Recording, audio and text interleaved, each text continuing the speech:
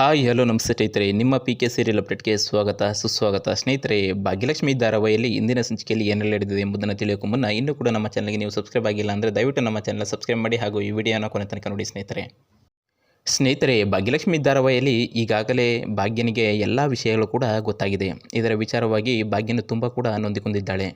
ಇದೇ ವಿಚಾರದಲ್ಲಿ ಹೀಗೆ ಮತ್ತು ಅಲ್ಲಿರುವಂತಹ ಎಲ್ಲರಿಗೂ ಕೂಡ ಒಂದು ಕ್ಷಣ ಶಾಕ್ ಆಗಿದೆ ಮತ್ತು ಈಗಾಗಲೇ ಹೋಟ್ಲ್ನ ಸಿಬ್ಬಂದಿ ಎಲ್ಲರೂ ಕೂಡ ಶಾಕ್ಗೆ ಒಳಗಾಗಿದ್ದು, ಹೋಟೆಲ್ನ ಮ್ಯಾನೇಜರ್ ಏನಿರ್ತಾರೆ ಅವರು ಈಗಾಗಲೇ ಮಾಹಿತಿಯನ್ನು ಪೊಲೀಸರಿಗೆ ರವಾನಿಸಿದ್ದಾರೆ. ಇದರ ಜೊತೆಗೆ ಪೊಲೀಸರು ಕೂಡ ಅಲ್ಲಿಗೆ ಬಂದಿದ್ದಾರೆ. ಇದೇ ಸಂದರ್ಭದನ್ನು ಪೊಲೀಸರು ತಂಡವಾಗಿ ಹೇಳ್ತಾರೆ, ನಿನ್ನ ಹೆಂಡತಿ ಬಂದರೆ ನಿಮ್ಮನ್ನು ಬಿಟ್ಟು ಕಳಿಸ್ತೀನಿ ಅಂತ ಹೇಳ್ತಾರೆ.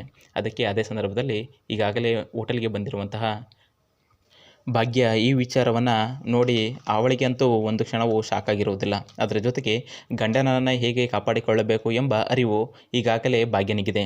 ಇದರ ವಿಚಾರವಾಗಿ ಏನೂ ಮಾತನಾಡದೆ ಅಲ್ಲಿಗೆ ಬಂದಿರುವಂಥ ಪೊಲೀಸ್ ಮತ್ತು ಅಲ್ಲಿನ ಹೋಟೆಲ್ನ ಮ್ಯಾನೇಜರ್ ಯಾರಿದ್ದರು ಅವರಿಗೆ ಇವರೇ ನನ್ನ ಗಂಡ ಅಂತ ಹೇಳ್ತಾರೆ ಮತ್ತು ನಿಮ್ಮ ಹೆಂಡತಿ ಬಂದರೆ ಇವರನ್ನು ಬಿಟ್ಕೊಳ್ತೀನಿ ಅಂತ ಹೇಳ್ತಾರಂತೆ. ನಾನೇ ಅವ್ರ ಹೆಂಡತಿ, ಇವಾಗ ಅವ್ರನ್ನ ಬಿಟ್ಟು ಕಳಿಸಿ ಅಂತ ಹೇಳ್ತಾರೆ. ಆಗ ಎಲ್ಲರೂ ಕೂಡ ಒಂದು ಕ್ಷಣ ಶಾಕ್ ಆಗ್ತಾರೆ. ಅಯ್ಯೋ ಏನಪ್ಪ ಇವರು ಈ ಥರ ಹೇಳ್ತಿದ್ದಾರಲ್ಲ, ಇವರ ಗಂಡನ ವಿಚಾರವಾಗಿ ಇವ್ರಿಗೆ ಗಂಡನಿಗೆ ಗೊತ್ತಿಲ್ಲದ ಹಾಗೆ ಎಲ್ಲ ರೀತಿಯ ಡೆಕೋರೇಷನ್ಗಳೆಲ್ಲ ಮಾಡಿ ಎಲ್ಲ ಅರೇಂಜ್ಮೆಂಟ್ ಮಾಡಿದ್ದು ಇವರೇ ಅಂತ ಎಲ್ಲರೂ ಕೂಡ ಒಂದು ಕ್ಷಣ ಶಾಕ್ ಆದರೂ ಕೂಡ ಮತ್ತು ಹೋಟೆಲ್ನ ಸಿಬ್ಬಂದಿ ಎಲ್ಲ ಕೂಡ ಭಾಗ್ಯನನ್ನೇ ನೋಡ್ತಿರ್ತಾರೆ. ಆಗ ತಾಂಡವ್ ಭಾಗ್ಯನಿಗೆ ಹೇಳ್ತಾನೆ, ನಾವು ಯಾವುದೋ ಒಂದು ಆಫೀಸ್ನ ವಿಚಾರವಾಗಿ ಬಂದಿದ್ದು ಮತ್ತು ಈ ಶ್ರೇಷ್ಠ ಮತ್ತು ನಾನು ಇಬ್ಬರು ಕೂಡ ಎಷ್ಟೆಲ್ಲ ಸ್ನೇಹಿತರು ಎಂದು ನಿಮಗೆ ಗೊತ್ತೇ ಇದೆ ಅಂತ ಭಾಗ್ಯನಿಗೆ ಹೇಳ್ತಾನೆ. ಅದೇ ಸಂದರ್ಭದಲ್ಲಿ ಎಲ್ಲರೂ ಕೂಡ ಒಂದು ಕ್ಷಣ ಶಾಕಾಗಿ ಆಗ ಏಕಾಏಕಿ ಆ ಶ್ರೇಷ್ಠನ ಮತ್ತು ಇವರು ಕೂಡ ನೋಡ್ತಿರ್ತಾರೆ. ಸ್ನೇಹಿತರೆ, ಭಾಗ್ಯ ತಾಂಡವನನ್ನ ಕರೆದುಕೊಂಡು ಬರ್ತಿರ್ತಾಳೆ. ಅದೇ ಸಂದರ್ಭದಲ್ಲಿ ಕರೆದುಕೊಂಡು ಅವರೆಲ್ಲರ ಮುಂದೆ ಹೋಗುವಂಥ ಸಂದರ್ಭದಲ್ಲಿ ತಾಂಡವ್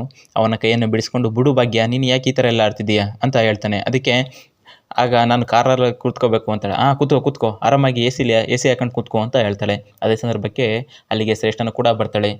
ತಾಂಡವ್ ಯಾಕೆ ಈ ಥರ ಎಲ್ಲ ಮಾತಾಡ್ತಿದ್ದಾನಲ್ಲ ಅಂತ ಹೇಳ್ತಾಳೆ. ಮತ್ತು ಯಾಕೆ ಈ ಥರ ಎಲ್ಲ ಆಡ್ತಿದ್ದಾಳಲ್ಲ ಭಾಗ್ಯ ಅಂತ ಹೇಳ್ತಾಳೆ. ಅದಕ್ಕೆ ಅಯ್ಯೋ ಅವಳು ಯಾವ ರೀತಿನಾರ ಆಡಲಿ, ಅವ್ರು ಏನಾರು ಮಾಡಲಿ, ನಮ್ಮ ಕೆಲಸ ಏನಾಗಬೇಕೋ ಅದಾಗಿದೆ ಮತ್ತು ನಾವು ಎಷ್ಟು ಎಂಜಾಯ್ ಮಾಡಬೇಕು ಅದೆಲ್ಲ ಮಾಡಿದ್ದೀವಿ ಮತ್ತು ಅದರಿಂದ ಬಿಟ್ಟು ಕೂಡ ಹೊರಗಡೆ ಬಂದಿದ್ದೀವಿ ಅಂತ ಹೇಳ್ತಾಳೆ. ಮತ್ತು ಇದನ್ನೆಲ್ಲ ಹೇಗೆ ನೀನು ಹ್ಯಾಂಡಲ್ ಮಾಡಿದೆ ಅನ್ನೋದಕ್ಕೆ ಅವಳಿಗೇನು ಗೊತ್ತು, ಭಾಗ್ಯ ಒಂಥರ ಬುದ್ಧಿ ಇದ್ದಂಗೆ, ಅದಕ್ಕೆ ಅಲ್ವ ನಾನು ಅಂತ ಹೇಳ್ತಾ ಇಬ್ಬರು ನಗ್ನಾಡ್ತಿರ್ತಾರೆ. ಅದನ್ನು ಈಗಾಗಲೇ ಕನ್ನಡಿಯಲ್ಲೇ ಕೂಡ ಕೂತ್ಕೊಂಡು ಭಾಗ್ಯ ನೋಡ್ತಿರ್ತಾಳೆ. ಮತ್ತೊಂದು ಕಡೆ ಈಗಾಗಲೇ ಬನ್ನಿ ಹೋಗೋಣ ಅಂದ್ಬಿಟ್ಟು ಏನು ಮಾಡ್ತಾಳೆ, ಕಾರ್ನ ಹತ್ತಿ ಕೂತ್ಕೊಳ್ತಾಳೆ. ಅದೇ ಸಂದರ್ಭದಲ್ಲಿ ಅಲ್ಲಿಗೆ ಬರುವಂಥ ಶ್ರೇಷ್ಠನು ಕೂಡ ಕಾರನ್ನು ಬಾಗಿಲನ್ನು ತೆಗೆದು ಒಳಗಡೆ ಬರಲು ನೋಡ್ತಿರ್ತಾಳೆ. ಬಂದಂಥ ಸಂದರ್ಭದಲ್ಲಿ ಕಾರಿನ ಬಾಗಿಲಿಗೆ ಕೈಯನ್ನು ಹಿಡಿದಿರುವಾಗ ಏಕಾಏಕಿ ಭಾಗ್ಯ ಏನು ಮಾಡ್ತಾಳೆ, ಆ ಕಾರನ್ನ ಡೋರನ್ನು ಎಳಿತಾಳೆ. ಆಗ ಎಳೆದಂಥ ಸಂದರ್ಭದಲ್ಲಿ ಆ ಕೈಗೆ ಪೆಟ್ಟಾಗುತ್ತದೆ. ಕಾರಿನ ಡೋರಿನಿಂದ ಶ್ರೇಷ್ಠನಿಗೆ ಕೈಗೆ ಏಟಾಗುವ ಸಂದರ್ಭವನ್ನು ನೋಡಿದ ತಾಂಡವ್ ತುಂಬ ಶಾಕ್ ಆಗ್ತಾನೆ. ಅಯ್ಯೋ ಭಾಗ್ಯ, ಏನು ಮಾಡಿದೆ, ಏನಕ್ಕೆ ಈ ಥರ ಎಲ್ಲ ಮಾಡಿದ್ದೇನೆ, ಏನಕ್ಕೆ ಮಾಡ್ತಿದ್ದೀಯಾ ಅಂತ ಕೇಳ್ತಾಳೆ. ಆಗ ಏಕಾಏಕಿ ಏನು ಮಾಡ್ತಾನೆ, ಇದೇ ಸಂದರ್ಭದಲ್ಲಿ ಎಲ್ಲರೂ ಕೂಡ ಕಾರಿಂದ ಇಳಿದು ಬರ್ತಾರೆ. ಆಗ ಇದನ್ನು ನೋವನ್ನು ತಡೆದಾಡದೆ ಶ್ರೇಷ್ಠ ಕೂಡ ತುಂಬ ಕೂಗಾಡ್ತಿರ್ತಾಳೆ. ಇದರಿಂದ ಏಕಾಏಕಿ ಬಂದಂಥ ಭಾಗ್ಯ ಅವಳನ್ನು ಕೈ ಇಟ್ಕೊಂಡು, ನೋವಾಗ್ತಿದೆಯಾ ಶ್ರೇಷ್ಠ ಅಂತ ಕೇಳ್ತಾಳೆ. ನೋವಾಗ್ತಿದೆ ಅಂತಲ್ಲ, ಅದಕ್ಕೆ ಹೋಗು ಹಾಸ್ಪಿಟ್ಲಿಗೆ ಹೋಗು ಅಂತ ಹೇಳ್ತಾಳೆ. ಹಾಸ್ಪಿಟ್ಲಿಗಾ ಅಂತ ಹೇಳ್ತಾಳೆ. ಹೌದು, ಮತ್ತು ಹಾಸ್ಪಿಟ್ಲಿಗೆ ಹೋಗೋದು ಇನ್ನೇನು ಮಾಡ್ತೀಯಾ, ನಿನ್ಗೆ ಆಟೋ ಇಟ್ಕೊಂಡು ಹಾಸ್ಪಿಟ್ಲಿಗೆ ಹೋಗುವಂತೆ. ಆಟೋನಾ, ಯಾಕೆ ಕಾರ್ ಇಲ್ವಾ ಅಂತ ಹೇಳ್ತಾನೆ. ಕಾರು ಇದು ನಮ್ಮದು, ಬನ್ನಿರಿ ಹೋಗೋಣ ಅಂದ್ಬಿಟ್ಟು ಹೇಳ್ತಿರ್ತಾಳೆ. ಅದೇ ಸಂದರ್ಭದಲ್ಲಿ ಏನು ಮಾಡ್ತಾಳೆ, ಏಕಾಏಕಿ ಕಾರ್ನ ನಾನು ಓಡಿಸ್ತೀನಿ, ಇವಾಗ ನೀವು ಓಡಿಸ್ಬಿಡಿ ಅಂತ ಹೇಳ್ತಾಳೆ. ಅದಕ್ಕೆ ಭಾಗ್ಯ, ನಿನ್ಗೇನಾದ್ರು ಹುಚ್ಚಿಡ್ತಿದೆಯಾ ಅಂತ ತಾಂಡವ್ ಹೇಳ್ತಾನೆ. ಹುಚ್ಚು ಇಲ್ಲ, ಏನೂ ಇಲ್ಲ, ಇವತ್ತು ನನ್ನದು ದಿನ ಅಂತ ಹೇಳ್ತಾಳೆ. ಯಾಕೆ ಭಾಗ್ಯ, ಯಾಕೆ ಈ ಥರ ಎಲ್ಲ ಆಡ್ತಿದ್ದೀಯಾ, ಯಾಕೆ ಹುಚ್ಚಿಡ್ದಂಗೆ ಆಡ್ತಿದ್ದೀಯಾ ನೀನು ಅಂತ ತಾಂಡವ್ ಹೇಳ್ತಾನೆ. ಅದಕ್ಕೆ ಭಾಗ್ಯ ಹೇಳ್ತಾಳೆ, ಅಲ್ಲ ರೀ, ನೀವು ಯಾಕೆ ಈ ಥರ ಎಲ್ಲ ನನಗೆ ಮಾಡಿದ್ರಿ, ಆ ಥರ ಮೋಸ ಮಾಡಿದ್ರಿ ಅಂತ ಹೇಳ್ತಾಳೆ. ಅದಕ್ಕೆ ಅಯ್ಯೋ ಭಾಗ್ಯ, ಹೋಟ್ಲವರೆಲ್ಲ ಹೇಳಿದ್ನೆಲ್ಲ ನಿಜ ಅಂತ ತಿಳ್ಕೊಬೇಡ ನೀನು, ನಾನು ಶ್ರೇಷ್ಠ ಎಷ್ಟು ಕ್ಲೋಸ್ ಅಲ್ವಾ, ಫ್ರೆಂಡ್ಸ್ ಅಲ್ವಾ ಅಂತ ಹೇಳ್ತಾನೆ. ಮತ್ತು ಎಲ್ಲ ಗೊತ್ತುಕೊಂಡು ಬನ್ನಿರಿ ಅಂತ ರೇಗಾಡ್ದಾಗ ಭಾಗ್ಯನಿಗೆ ತಾಂಡವ್ ನೋಡ್ಬಿಟ್ಟು ಹೇಳ್ತಾನೆ, ಭಾಗ್ಯ, ನೀನು ದೊಡ್ಡ ಹೋಟ್ಲಲ್ಲಿ ಕೆಲಸ ಮಾಡ್ತಿದ್ದೀಯಾ ಅಂತ ನಿನಗೆ ಹೆಚ್ಚು ಕೊಬ್ಬು ಜಾಸ್ತಿ ಆಗ್ಬಿಟ್ಟಿದೆ ಮತ್ತು ನಿನ್ನ ಅಹಂಕಾರ ಕೂಡ ಜಾಸ್ತಿ ಆಗಿದೆ. ಗಂಡನಿಗೆ ನಿನಗೆ ಯಾವ ರೀತಿ ಮರ್ಯಾದೆ ಕೊಡಬೇಕು ಅನ್ನೋದೇ ನಿನಗೆ ಗೊತ್ತಾಗ್ತಾ ಇಲ್ಲ ಅಂತ ಹೇಳ್ತಾನೆ. ಅದಕ್ಕೆ ಅಯ್ಯೋ, ನೀವು ಇಷ್ಟು ದಿನದಿಂದ ನೀವು ಹೇಳಿದ ಮಾತನ್ನೆಲ್ಲ ನಂಬಿ ನಾನು ನಿಮ್ಮನ್ನು ಮೋಸ ಹೋಗಿದ್ದೇನೆ, ಇನ್ನು ಯಾವುದೇ ಕಾರಣಕ್ಕೂ ನಾನು ನಿಮ್ಮ ಮಾತುಗಳನ್ನ ನಂಬೋದಿಲ್ಲ ಅಂತ ಹೇಳ್ತಾಳೆ. ಮತ್ತು ಅದೇ ಸ್ಪೀಡಲ್ಲಿ ಗಾಡಿ ಓಡಿಸ್ತಿರ್ತಾಳೆ.